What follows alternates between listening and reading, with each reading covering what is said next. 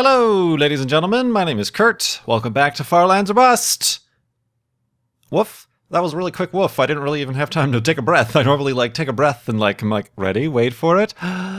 Just so I have enough breath to say my little intro there, but I think we got through it all right. Kind of talked about it longer than I should have, but yeah, welcome back to Farlands or Bust. Farlands or Bust, where the spiders, they roam free and the skeletons burn in the sunlight. Am I right, Wolfie? Woof, I am right. I'm always right. Oop, I want to get rid of the cobblestone, not the dirt. And continue on. To the west, in episode 504 of the series. Thursday, September 10th, 2015 is the date, and $2,651.02 is the amount we have raised for Child's Play charity thus far for Season 6 of the series.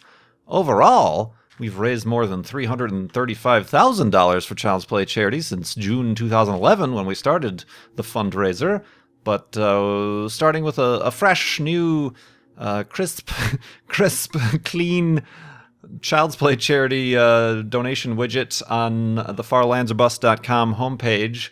We are up to $2,651 of $60,000. That's about 4%. So you can keep going there to donate, to help get toys, books, games to kids in hospitals around the world. Great cause, as always. And as always, looking forward to doing more work with them as we continue on here. Wolfie, can we get a Wolfie spawn? Because we've been boating for quite a while. Wolfie spawn? There he is. All right, Wolfie spawn. For those of you who don't know, the dog, the Wolfie, will not spawn if you're in a boat unless you go near 1 block deep of water. Any deeper than that, and the dog will not spawn. I did a little bit of Farlands Bus trivia here back in the 20s, the episode 20s. I tamed 5. Did I have 4 or 5? I think I had 5 wolves because it was just added to the game when I was playing at that time. So I tamed 5 wolves, and boy, they were annoying. They kept pushing me off cliffs and getting in my way and breaking my boats. I traversed a large ocean, and they never respawned. They never spawned next to me. So there are still somewhere out there, way back in the beginnings, the vast emptiness of the Farlands or Bust world, 5 tamed wolves who are not sat down or anything, who are simply waiting to teleport. But that was all right. That was kind of a good riddance moment. I'm like, all right, that was the best outcome for all of us involved. And then a few episodes later, I decided I saw 2 wolves. I had 1 bone, I think. So I'm like, all right, let me just try to tame 1 wolf. And all it took was 1 bone, and we got Wolfie on episode 32. And we continue to trek. We continue to trek towards these Farlands now. 400 episodes later, 500 episodes later, really, technically. And we're doing all right. Not that much of a burden. A few burdensome occasions, but otherwise, it's always good to have a companion, I suppose, keep you company. But yeah, continuing on. I'm a little, can I speak? Are you listening? I'm a little bit out of it today. I did a live stream yesterday, like a 2.5, 3-hour live stream, 3.5 hour. I don't even remember, honestly. I did a live stream yesterday. That always drains a lot of the energy out of me. But I feel a little bit, I don't know if I'm getting sick or something. Here, I'll run it down. Let me run down what is going on here. I'm not sure I slept really well. I talked previously, a while ago, pretty popular topic actually, about sleep paralysis as a condition, a happenstance that I am familiar with. Sleep paralysis is where there's neurological, psychological definitions. Look it up on Wikipedia. I'm sure there's millions of pages and sources and whatnot, but it's where you're kind of, your mind has woken up from sleep, but your body has not. It's this strange kind of limbo between REM sleep and awakeness. Normally there's like a smooth transition, but it's kind of a thing that happens where you can wake up and you are aware of your surroundings, you can see, you might even be able to hear, but your body doesn't respond, and it's freaky deaky. It's something that'll really screw with your mind. And there's much folklore about it. You know, people think back in the olden times, before they understood how the brain worked, oh, there's a demon on your chest because it feels like there's a great weight on your chest because you can't move. It's like, oh, like the gravity is suddenly around Jupiter or something. So I've talked about how I've had experience with that, and as I've gotten older, every time it happens, I'm like, okay, I understand what is happening here. It still freaks me the heck out, man, but I kind of understand what's happening. Let's try to work through this. The problem I have is I try to wake myself up, but then I end up waking myself up into another dream where I have sleep paralysis. It's a great time. Good stuff to be happening. Terrifying things. But this is another thing that I don't know if I've talked about. But I recently, just last night, I experienced it. It only ever happens, you know, it happened a lot when I was a kid, but I've looked it up. I was like trying to, what is this? What is this? I tried to like, it's okay, when you're trying to sleep, but like things, your perception, your depth perception, like it seems like the walls, you know, instead of being like 4 feet in front of you, like 4 feet away from my bed, whatever the wall is, it's like 30 feet away, and like the room is huge and you're tiny. There's actually, I was just searching around, what does this mean? What is this called? It's called, apparently, Alice in Wonderland Syndrome. There are scientific terms that more accurately describe it, called dysentropsia, which is like a disconnect between perception, and more specifically, macro, I don't know how to pronounce these words, macropsia, macro, and then there's micro, which makes it seem like everything is tiny, like the walls are closing in on you. I don't experience that. I experience the macro. Also, telopsia, like telescope, telopsia, which is things are further away, the walls are further away. That's another freaky thing. It's probably related to sleep paralysis. It happened quite often as a kid when I was sick. Most often when I was sick, I had the cold or the flu or something. I'd be trying to go to sleep. Ooh, that's a neat waterfall. That's a very neat waterfall. Trying to go to sleep, and I wouldn't be asleep. I'd be in my bed, but like opening my eyes, the walls would be very, very far away, and kind of, you know, sounds would be loud. Like I'd try to turn over to forget about it, but like the rustling of the sheets were really loud, almost like you're in a huge like canyon or something. Speaking of being in huge canyons, this is a really neat place that we kind of just walked through and forgot about. Nice little tree up there. Nice floating island. Neat. Maybe I'll take a picture. Maybe I will. Maybe I will. A rare picture without Wolfie in it. But that's all right.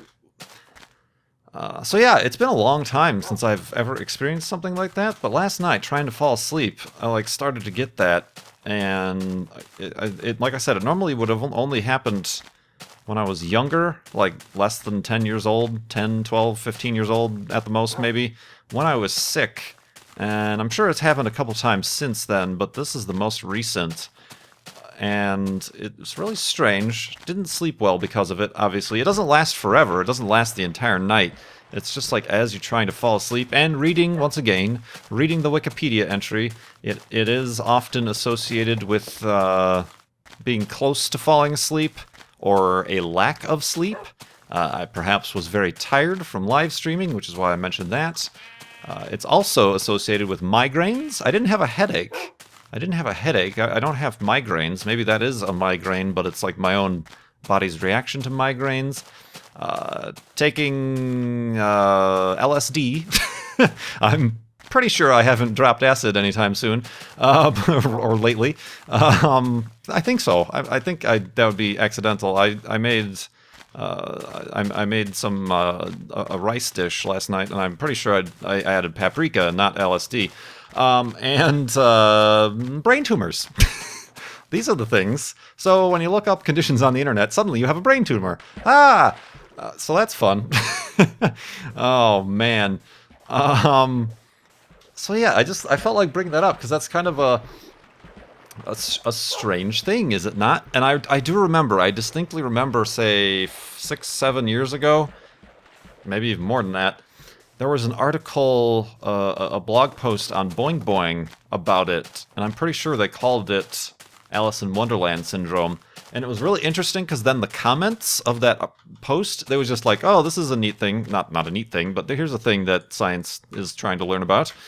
The comments like exploded with all these people who had similar experiences and were like, oh my gosh, I never knew what to call that. I thought I was the only one whoever dealt with that, and I thought I was like going insane or losing my mind as a kid, and it was really like, traumatizing. But now there's like a thread of like 50 people who are saying, no, I had the same thing. This thread became like a support group. But yeah, that happened to me last night, and it was really bizarre, and I feel kind of off today. I do have like a little bit of a head pressure thing here, so I might be taking it easy today with the video recording, but let's go to sleep. Hopefully things appear normal when we go to sleep here, and we'll continue in the morning in Farlands of Bust. Ah! It's the thing! It's the syndrome! I was just holding shift. That was a joke. No, I didn't say all that just to make that joke, but yeah, no, that was real. In the comments, I know, like I said, when I talked about sleep paralysis, it got quite a response, being like, oh yeah, I've experienced that. Alice in Wonderland Syndrome. Is that something anybody has experienced? And hopefully now you know that you weren't alone. You're not the only one who had this weird eyeball. I thought like something was wrong with my eyes, obviously. I'm like, I'm going blind. My eyes are like falling into the back of my skull because like the wall is not that close anymore. It's miles away, maybe not miles, but it just seems like, say you're in a bedroom that's like, I don't know, 10 feet by 15 feet. Suddenly it feels like it's a bedroom that's 40 feet by 50 feet, you know? It's not extreme, but it's just like enough of a perception twist, and the perspective is like really extended that it really throws you, and you like try to close your eyes and turn around and hope it goes away, but every time you open your eyes it's the same thing. It's really bizarre, and you're awake, or at least I think you're awake. Again, this is one of those really tough things that's difficult for science, because it's perception based. It's difficult for science to kind of measure and test, except that they just can compare, people who have this as a symptom will also blah blah blah. They'll be dropping acid, or they'll have a brain tumor or something like that. Maybe I need to go. Is that like an excuse to go to? Could you just scan my brain just really quick? I just want to make sure about a few things. That'd be really helpful if you could just make sure my insurance covers that. That'd be great. Just a quick brain scan. That's all I need. Thanks. Appreciate it. Where do I sign?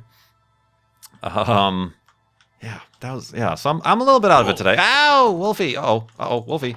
All right, well, speaking of Wolfie spawning on one block of water, that happened right there. I guess we can get back in a boat.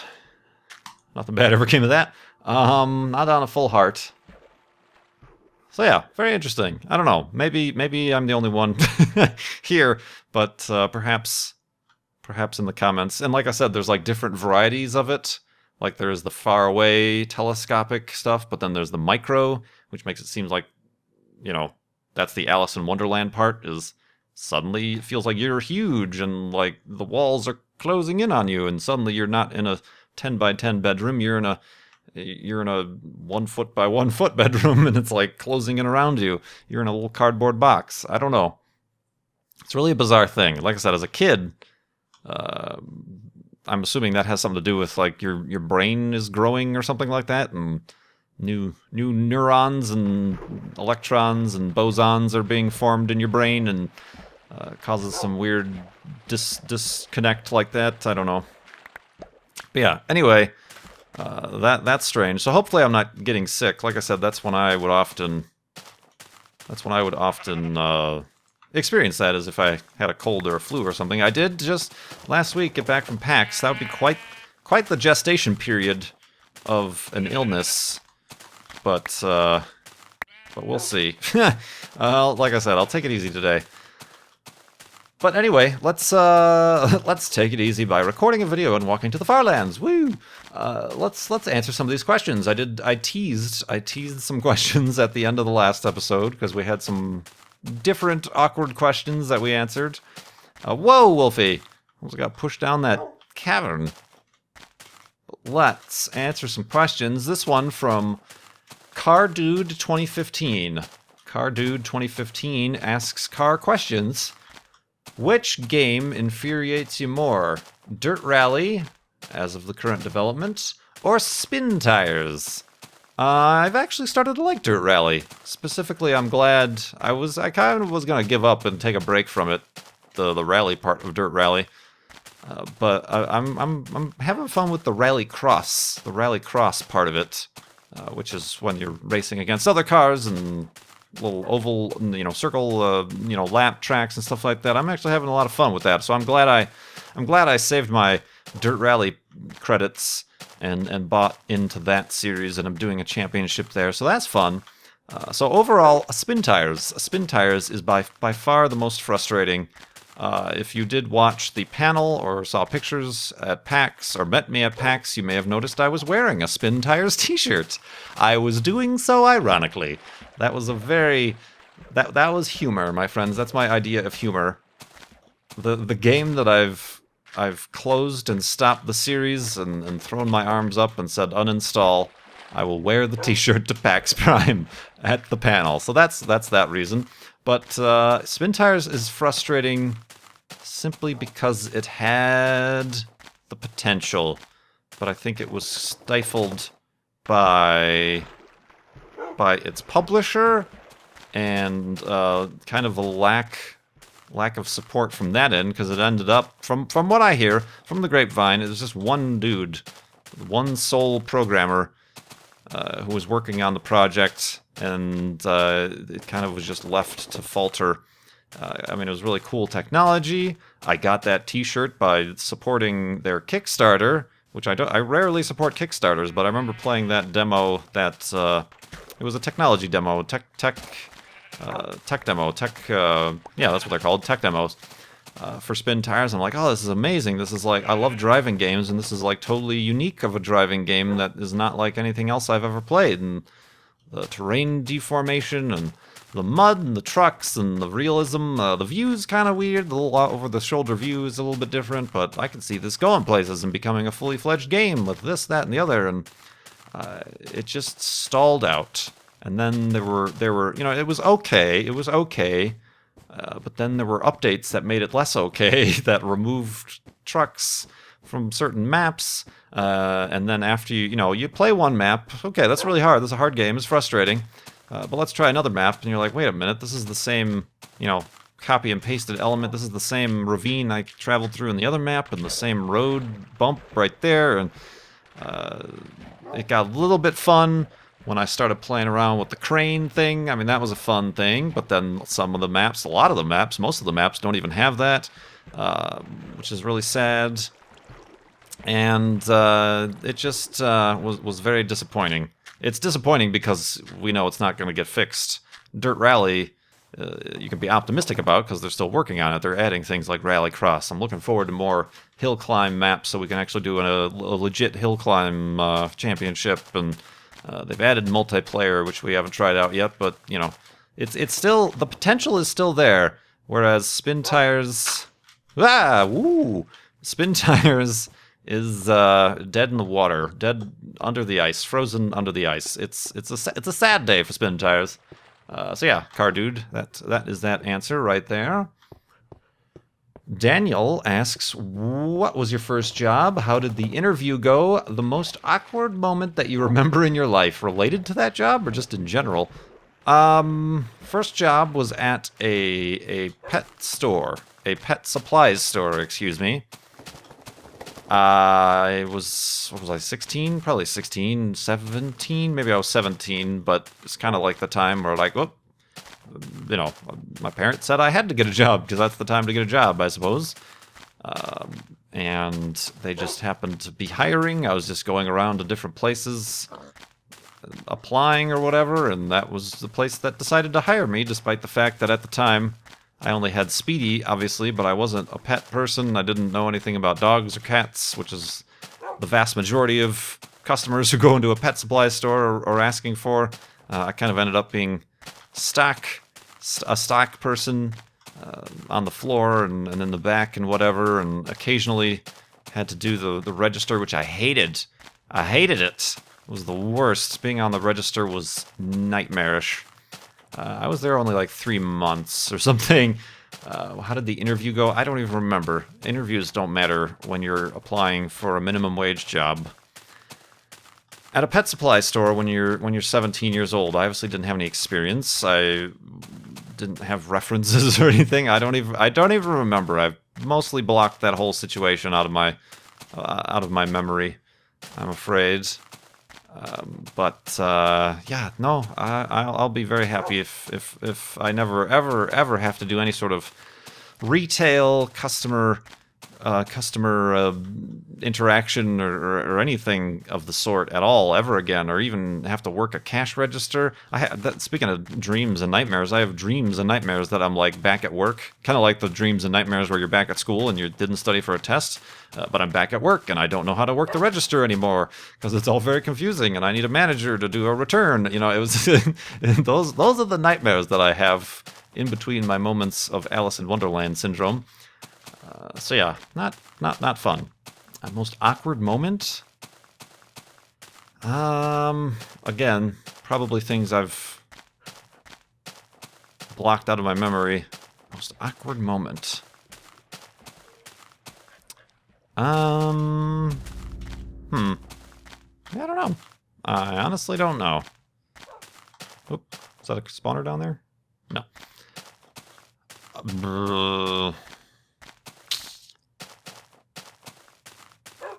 No.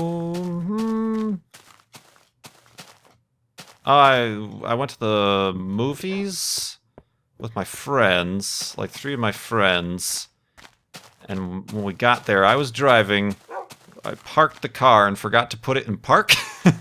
And as we all started to exit, the car started to roll a little bit, and I'm like, oh god! I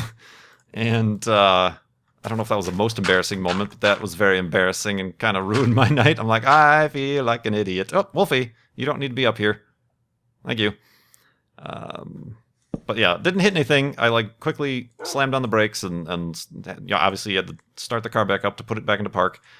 Automatic transmissions, everybody. These are some problems that we have to deal with. For those of you in the European countries who make fun of us for having automatic transmissions, they're not all simple, huh? Bet you wouldn't know you had to put it in park, screw bags. So let's go to sleep and continue in the morning.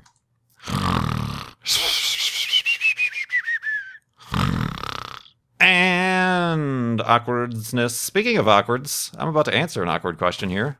As promised in the last episode, let's make more boats. We're using a lot of boats today. Wolf, yeah, Wolfie knows. He's like, gosh, I gotta keep teleporting and whatnot. But yes, speaking of awkwardness, Anani Mouse, I see what you did there. Anani Mouse says, or asks, what are your thoughts on the furry fandom? If you were to make a fursona, is that literally what they're called? That's embarrassing. Fursona, what species do you think it would be? From Anani Mouse. Are you a mouse? Are you a furry mouse is what you are? So what do I think of the furry fandom? For those of you who don't know, furries is a hobby, a lifestyle, a philosophy, who dress up in elaborate anthropomorphic, that's not the word at all, animal costumes. And great if it makes you happy and you're not hurting anybody and you're not forcing it on anybody and everybody's having good, clean, safe fun, then by all means have that furry fandom hobby of yours. But I'm going to reserve my personal right to think it's really weird. Can we agree on that? I mean, no, there's no judging. I'm not judging. I'm not putting anybody down.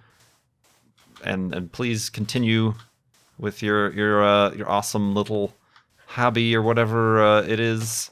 But I will continue to think it's a little weird, and probably I would not be one to approach, nor allow to be approached by anyone in their full furry getup. It's a little weird. Can we agree on that? A few of us, maybe, who aren't... Yeah, it's a little weird. And like I said, totally fine. Please, by all means, continue on. Oh,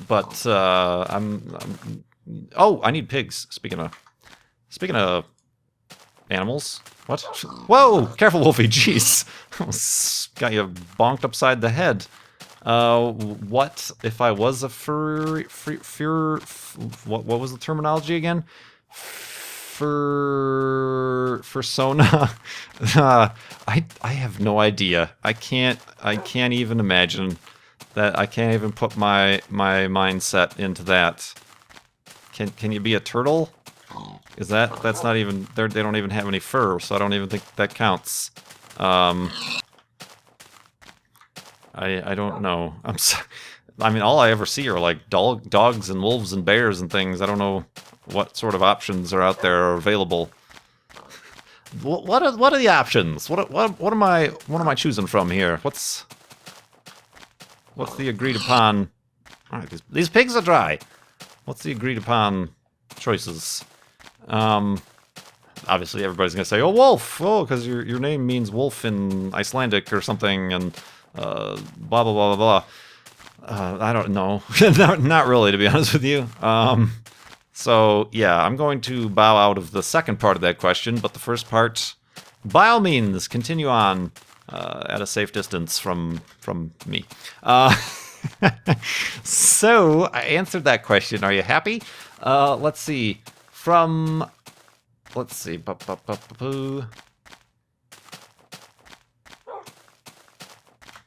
Oh, here we go. From Eric. I'm really looking forward to Ridley Scott's adaptation of The Martian coming out in October. Are you, like, is this like a backwards commercial that you're giving here? So I was wondering if there are any movies, if any, in the fall or winter that you're particularly interested in. Also, if you saw any movies over the summer, what did you see and what did you think? Or what was your favorite? Mine was Mad Max Fury Road. Yeah, I saw that. That was good. I talked about that.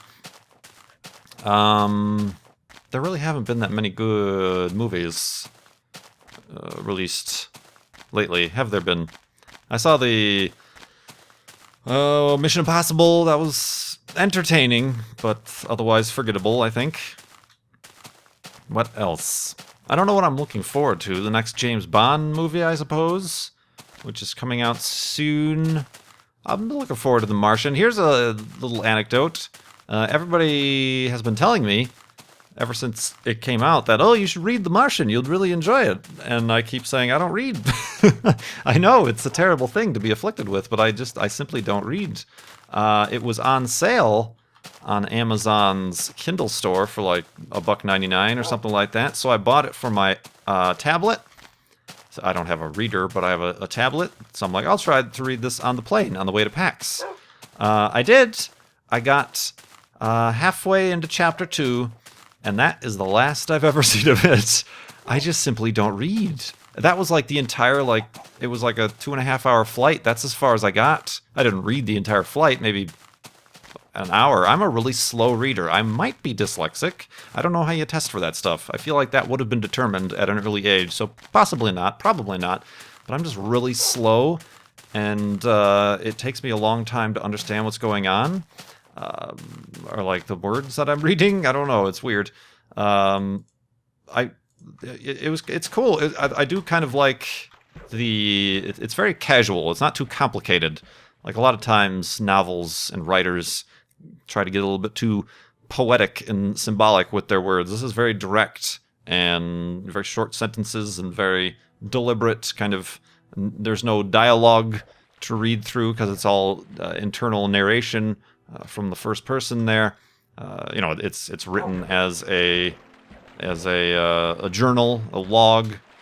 The thing, obviously, I only got a chapter and a half into it, but the thing I was kind of missing was like some emotion. Apparently, that comes later, from what I hear. But like, I needed some sort of emotional reason. That it was just all science and survival and add this to that, and makes this for this, and this plant does that, and I needed some reason to continue to care, which I think, like I said, I've heard from what I've heard that comes later in the book, which would make sense. But for me, personally, like, space and space flight is kind of a very emotional kind of humanity type of thing that it gets you right there, right in the heart places. So to have that missing is a little bit off-putting from the get-go. But yeah, I'll probably not ever continue reading that. So I got my $1.99's worth for a chapter and a half. But yeah, I just can't read. I can't read. Which is nothing to make fun of. There are people who can't read, or whole communities or societies and stuff, but it's just tough for me. I'll go see the movie. I have been, however, avoiding the trailers, because apparently a lot of the trailers they're showing are very spoilery as to what happens. So I have been avoiding the trailers, but I'll go see the movie. So I'm looking forward to that one. The next James Bond, I'm not sure. Nothing else is really like popping out at me. The Star Wars, I am cautiously optimistic for the next Star Wars film.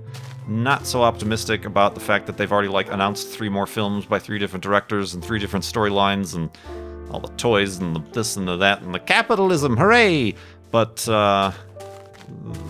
we'll stick with the immediate one that is going to come out first, that I'm cautiously optimistic about. When does that come out even? That's not even like this year, is it? That's next year, isn't it? Or am I wrong? Or am I right? I don't know. But yeah, thanks for that question about the films and whatnot. Is there a quick this one from ASDFHI 2000. What do you think of comic book movies? Speaking of movies, themes we're sticking with. Are you excited for Captain America: Civil War, Batman vs Superman, Avengers: Infinity War? I've seen them, and to me they're all the same. I'm getting a little bit tired of the, oh no, some angry alien or god or billionaire, tech billionaire wants, for whatever reason, to make an army of sentient robots or aliens or invasion force to, for whatever reason, take over the world or destroy the world. That is kind of a reason that is unknown to us, but he wants to do it, so the Avengers have to overcome their differences, so the superheroes have to get over their problems and come together, and during the climax, everything's going to be lost, the buildings are going to be collapsing, more things are going to be coming out of the portal, and Tony Stark is going to be almost dying, and you think, and it all seems lost, and nobody can win. But then, right at the last minute, something happens. All hope was lost until hope is conveniently found for the plot, and they defeat the army and the bad guy, and they live happily ever after. That is until the post-credit scene when a bigger bad guy teases the next movie. So it's the same formula. I'm a little bit tired of that.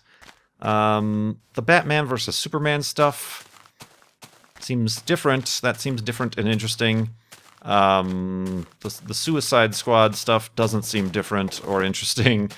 I'm personally not into any of these big comic books, so I don't really have any pre-built-in expectations or attachment to any of the characters. But yeah, I'm otherwise kind of done with the superhero stuff. And then they'll reboot this with different actors, and it'll be a completely different, it's really... Alright, enough already. Let's get some original stuff going on here, please, if you don't mind. That'd be much appreciated. Bloop. Alright, and yeah, I've mentioned that before when I saw the Avengers, I originally thought, for whatever reason, I thought that the Captain America Civil War would be like some sort of storyline where they make a time machine and go back to the Civil War. I don't know why I got that impression, but apparently it just means that now the Avengers are fighting each other, but for some reason it's not an Avengers movie, it's a Captain America movie. I don't know what Doesn't make any sense to me. Very confused. I'm very confused. But regardless, you know what I have been watching though lately is Mr. Robot. Maybe that's why I'm like having these weird, psychotic episodes before I try to fall asleep, because that show will mess you up, man, in a good way. It's a good show. The first episode, like, there's a lot of plot that's kind of set forth. If you kind of go with the understanding that for the next, 8 episodes, none of that is really going to transpire, but you're going to get a lot of good kind of backstory and kind of this and that and the other, and it'll eventually start to unfold. As long as you have that expectation, I'm enjoying Mr. Robot. Robots! But yeah, otherwise it is quite the mind game sort of a show.